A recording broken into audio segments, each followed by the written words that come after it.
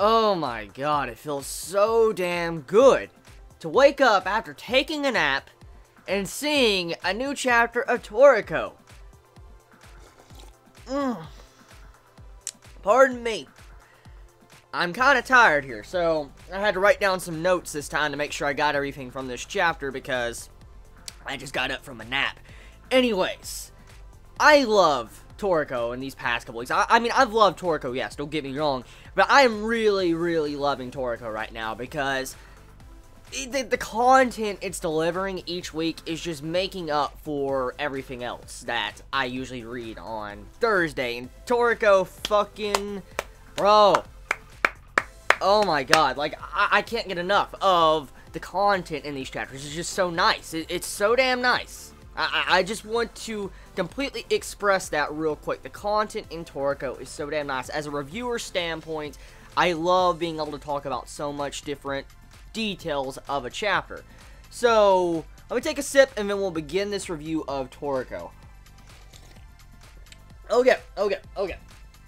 So, first thing to start off, you have it to where we come to find out the identity of the sea areas, Area 6's king. We come to find out that the king is called the Well Moon King, or the Black Hole Well. So, it's a really, really interesting king, because the design right off the bat is very fucking kick-ass. Like, I gotta take a moment to say, the design of the Well King Moon, I just made a mistake earlier, Well King Moon, not Well Moon King, but Well King Moon, or Black Hole Well, which that's probably easier, I'm just gonna go with that one. Black Hole Well design looks fucking kick-ass, just from what we saw of it already. And judging by the name, I have a theory I want to bring up. Most likely, I'm not the only one to think of this theory because the chapter's been out for a couple hours, and I really haven't went online to check what everybody else thinks. But, judging by the name and judging by the information we received in the last chapter and stuff, about how, like, a meteor the size of the moon came down and landed in the Black Triangle, I'm assuming that it was because of the Beast King, the Black Hole Well, why the meteor the size of the moon just disappeared.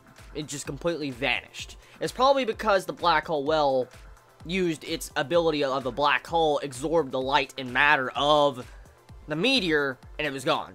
And it might explain the well's name, if you think about it, because Black Hole Well, or the other name, Well King Moon, see, a meteor the size of a moon. So it might be a point to where the Well King might have some form of shell of, like, the meteor around it or something. I mean, that'd be pretty fucking cool, because the design of it, it looks like it could be possibly something similar to that, but we'll have to see.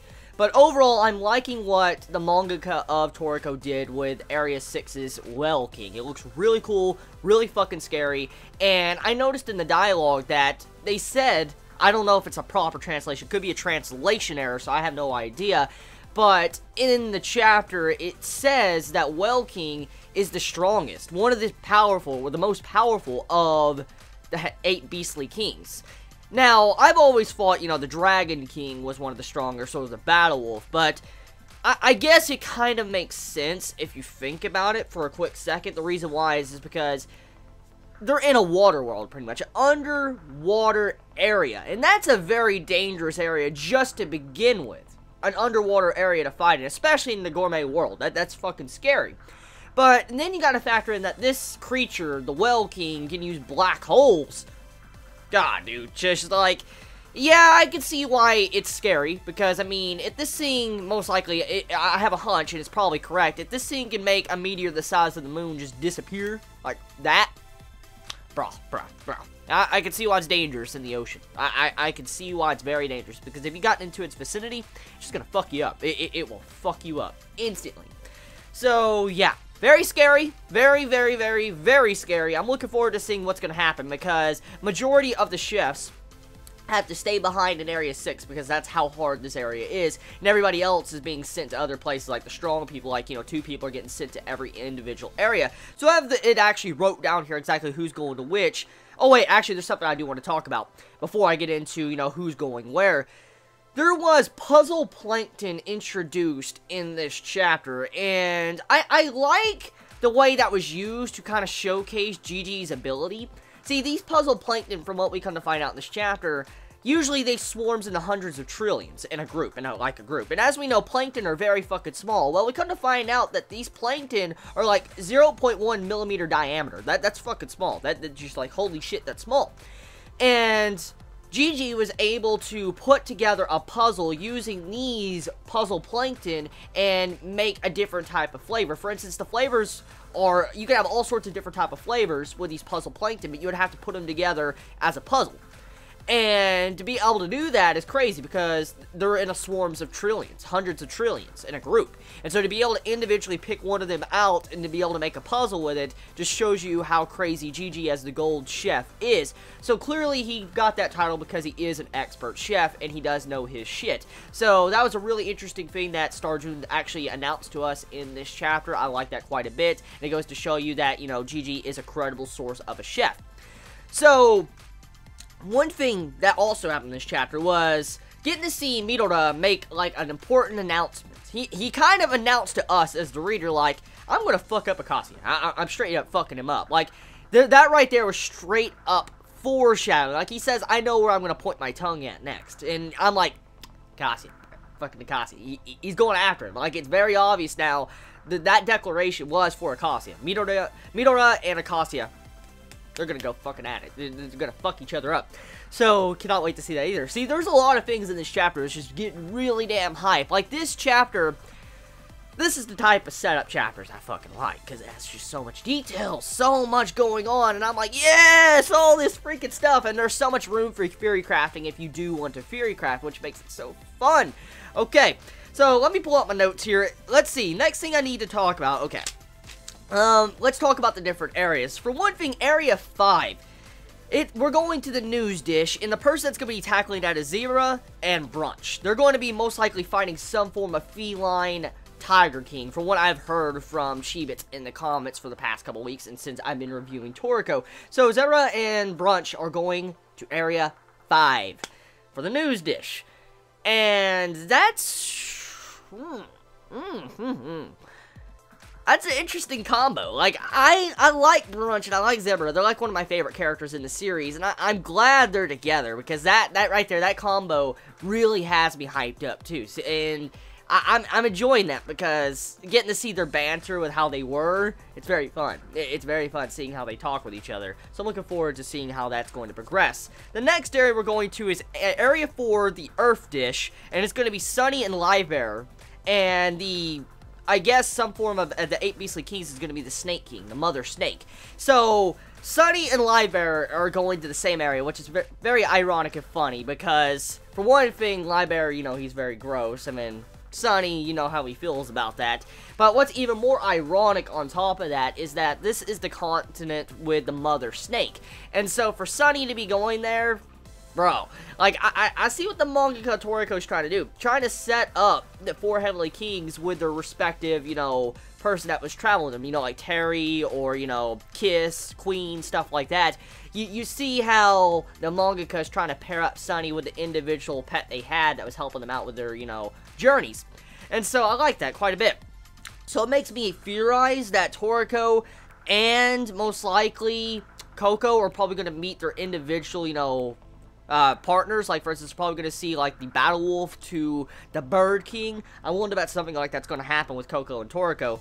Now, Area 3 is the Atom Dish, and we're going to have Coco and Tyron, and supposedly, I'm making a theory that, now, I looked on the Wicca about where the 8 Beastly Kings are. It says the Bird King and the Battle Wolf is unknown on the Wicca, so I could have swore that was clarified a long time ago. But anyways, you have it to where Coco and Tyron are going to the Atom Dish. And most likely the Bird King is there, and it's very obvious most likely the Bird King is there because of the area they're going to.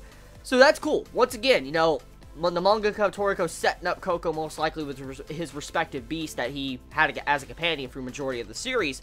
And then number 2, Area 2, the God Dish, Toriko and Starjun. Oh shit, that's gonna be fucking fun and hilarious. Like, did you see how freaking Toriko acted in this chapter? Like, oh my god, man. I saw it last week's chapter, but I didn't mention much of it. But this chapter, Toriko, He looks so damn salty. Oh shit, dude. Like, Toriko looks so pissed at Starjun there because we know what Starjun did. we know what he did, and we know what Toriko did to Starjun. So it's funny how they're a pair now, and they're gonna be going after, you know, the God Dish, and most likely the Battle Wolf is there. So that's going to be hard. Oh shit! If the Battle Wolf is there, oh my! If they run into the Battle Wolf, they're gonna get wrecked. See, look, Hercules just sneezed, and look what he fucking did. Just the entire area got obliterated. Toriko got wrecked. That easy. And as we know, the Battle Wolf is one of the fastest Beast Kings. One of the fastest. Yo. That's going to be some shit right there. And then the last area that everybody's going to go to is Area 1, where the center dish is at. And once everybody collects their individual dish that they need to get, they're going to go after center. And so this concludes, I think, the major setup for all these individual arcs that the mangaka is trying to do. Judging by the way this is going, we're probably going to have an entire year to get up to the point of where each individual dish is for the full course. I'm willing to bet.